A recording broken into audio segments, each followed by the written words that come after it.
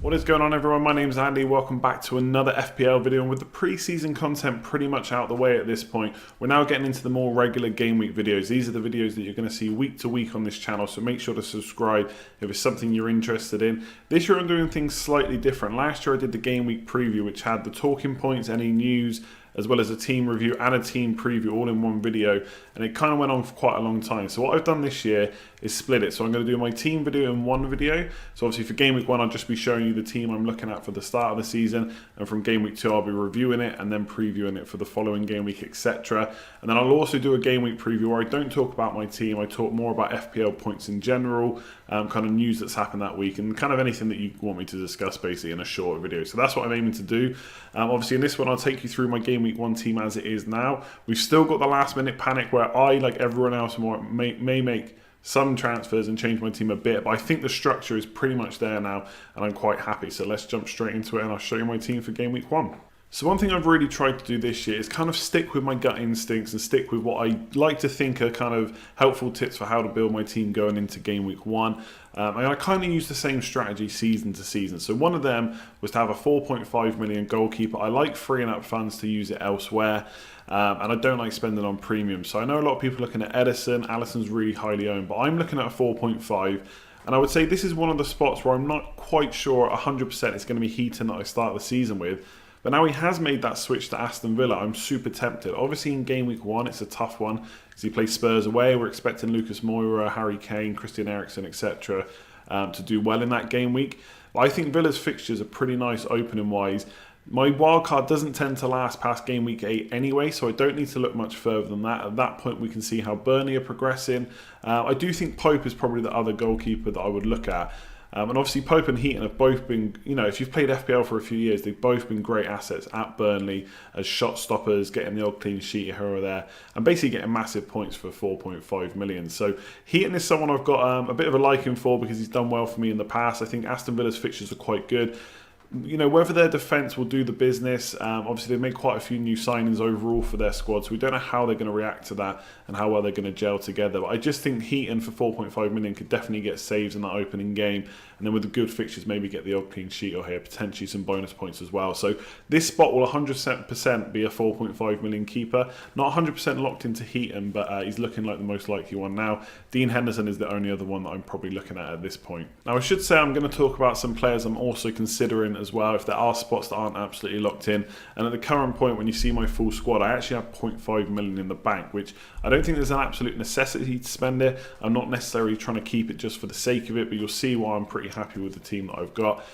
So 4 at the back, I'm pretty sure I'm going to start with a 4-4-2. Reason for that is I like the one up top formations, kind of 4 or 5 at the back and then 4 or 5 in midfield with only one striker. But then your bench really suffers, and if you do need a player to come off the bench, then it gets tough. So I'm currently going for just 4 at the back. I went with 3 big hitters last year. This year I'm kind of going with 4. You can count Zinchenko, I think, as a big hitter for Man City. He's probably the one I'm wavering on quite a bit. I think if he's going to start and he's going to get a good few game weeks, then he's almost must own. He's going to get clean sheets in that Man City side for only 5.5 million. Obviously Mendy could be back. They're signing Cancelo. It seems like at the time of recording this, there's lots of talk that that's going to happen. So then the right back spot isn't as safe. Laporte is injured. So it's looking very hard outside of Edison to get a Man City defender. So I've currently got Zinchenko. If I go without him, I'll probably swap to someone like Wan-Bissaka because Man United has signed Maguire now. If you watch these videos, you know I'm a Man United fan. I'd love any opportunity to get a Man United player in. But currently on Zinchenko, Robertson and Van Dijk absolutely locked in. No chance that's changing.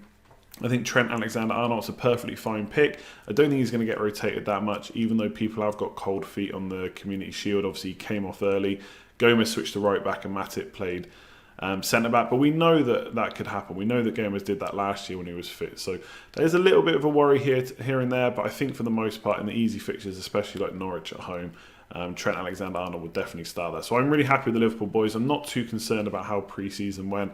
Once they're all fit and firing and they got their first 11, I think clean sheets are going to come just like last year. Maybe they won't get quite as many, but they're still going to be up in the high 16, 17, 18 plus, and it's attacking potential as well for both of them. And I've currently got Lucas Digne. Now, a lot of people were hyped about him straight away, and a lot of people still are. He was almost like a #1 pick for a lot of people in defence. I think he's very creative, got a good attacking potential. My worry is clean sheets now for Everton, and you can say that he's got the attacking returns to back it up. But we really want clean sheets first and foremost, and then the attacking returns on top. Obviously, Everton have lost Idrissa Gueye from midfield, and he was a great central defensive midfielder, won a lot of the ball back, made lots of tackles and stuff like that. So he's going to be a big miss. They have replaced him, but I don't think you can replace him, if that makes sense. They have got a player to fill that spot. But I don't think he's going to replace Gueye and be quite as good. And obviously they've not got Zuma either, so it'll be interesting to see whether they sign a centre-back as well. There's also rumours they're looking to bring a right-back in who may be playing ahead of Coleman or could just be a squad player. We'll have to wait and see. So Lucas Digne, I think, looks pretty good for $6 million. For $6 million, you could also get a Chelsea defender. They're being massively overlooked, as Piliqueta always gets good returns when he plays, and he should be locked into that Chelsea defence. And you might even be able to get like a Zuma or a Christensen as well, depending on who Lampard starts. But right now I'm on Lucas Digne. I'm probably going to go with him. There's obviously Laporte to consider if he comes back and he's fully fit, and Pep says that he's ready to start game week 1, but I just don't know if I want to send 6.5 million when I could potentially get Zinchenko for $1 million less. So 4 at the back, and those 4 defenders are pretty much locked in. So let's add in the midfielders next. We'll start with Sterling and Salah because they're absolute locks, and they have been since I made my first squad. Yes, I've looked at other big hitters, the likes of Aguero, Aubameyang, Kane, but I just want these two, and I don't like what my team looks like. And this is a spoiler for the forwards. I don't like what it looks like with trying to fit 3 premium players in. So the most I would probably look to go up to is Kevin De Bruyne, but I don't think I'm going to start with him, given how what the rest of my team is shaping up to look like. So Salah and Sterling definitely in. Salah, absolute captaincy option. I just think for 12.5 million, $1 million more than Mane. There's just no reason to go for Mane from the off, and obviously we know Salah's already played, whereas Mane hasn't played in the Community Shield yet. Should be back for game week 1, but until Klopp says more, we don't know. And Sterling's already off the mark with his goal scoring in the Community Shield, and I just think these two, they pretty much sew up the captaincy for me as long as they're fully fit. So of course, if something happens to them, maybe I'll look to change. If one of them's not firing on a wild card, I might change. But these two are absolutely locks for me. I don't think I really need to say too much more about them. They're just brilliant. Perez is in currently. I just think for 6.5 million, the Leicester midfield does look full of options. Tielemans as well, and Maddison. I'm just trying to save basically. I had Maddison for a while, but I'm trying to save the 0.5 million for the player that I think will probably score more goals, especially if he's playing kind of up front with Vardy or just behind. We think they might start with kind of 2 up front and then Maddison just in behind, like a 4-3-1-2. We'll have to wait and see for definite, but it does look like Perez is going to play. Is Rodgers signing? I don't think they would have signed him just to sit on the bench. They want to add more goals. Rodgers has said that. They can't really just rely on Vardy. And Tielemans and Maddison are going to be chipping in with goals here or there, but I don't think they've necessarily got the ability for a player like Perez who's going to play further up top and also get into the box as well. And I think Wolves at home is a decent opening fixture. Then they got Chelsea, but then they got a couple of nice fixtures as well, including the promoted side. So I quite like Perez's fixtures, and I definitely like his price. So he's a nice enabler. I do have 0.5 million more to spend, so I could go to Maddison. But if I keep the rest of the squad, I'll probably just bank that money. If I need it in game week 2, then I've got it there and waiting. Lucas Mora is a player that I'm super tempted by, and I know a lot of people are going for him, and the lure of that big haul in game week 1 is what's drawing me to that. There's also a chance that he plays up front with Kane, and Kane drops a little bit deeper. And if Mora is the furthest man forward, then obviously they could play that ball over the top, which he can run into. And he's going to cause defences problems. He always will with his pace. I realise that I've got Lucas Mora playing Heaton, but you can't just make a team based on one game. And going forward, Villa have got nice fixtures, and obviously Lucas Mora is there for that punt, and hopefully Heaton will get saves as well. So I know a lot of people will point that out, but you've got to build a squad for at least kind of 4 or 5 game weeks, not just game week 1. Lucas Moura is a punt, but he's 7.5 million. The thing I like about that price mark, and with 0.5 in the bank, is you can move to a lot of players. You've got Pulisic at Chelsea, you've got Barkley. If he's definitely on penalties and he definitely gets that number 10 role and he's not being rotated, that's a nice downgrade with a lot of money to put elsewhere. So 1.5 million saved there. Martial, you can go down to the 7 millions if I wanted a Maddison or a Felipe Anderson after he's played Man City. There's lots and lots of options there. So I like that price point at 7.5. I think there's lots of players you can go to. It is a bit of a punt. If I'm honest, I don't like the fact they play Man City the second game, because there's every chance that if Ali's back for game week 3 and in the squad, and Son's back from suspension, we could see Lucas Moura get rotated as quick as game week 3. Obviously, if he's absolutely smashed it in the opening 2 game weeks, maybe Pochettino will keep him there. But I do think it's a bit of a punt on game week 1. If he doesn't get a big haul, then it's going to look like a really poor pick. So one player I've not mentioned is Fraser. Now, I've not got him for a good reason, which you'll see in a minute. I do think if you're looking to kind of double up on Bournemouth players, Fraser's a really good option at 7.5. And again, once he's got the first 2 fixtures out the way, which are really good for Bournemouth, you could then look to switch elsewhere. So we'll take a look at the forwards and the bench that completes the squad. And you can see I've gone 2 up front, like I already said, a 4-4-2. Wilson is pretty much the number 1 forward that I want at the moment. I do like Vardy, I just don't think I can find that extra £1 million, whereas Wilson at 8 million comes in at a really good price. Sheffield United at home and Aston Villa away to start the season off.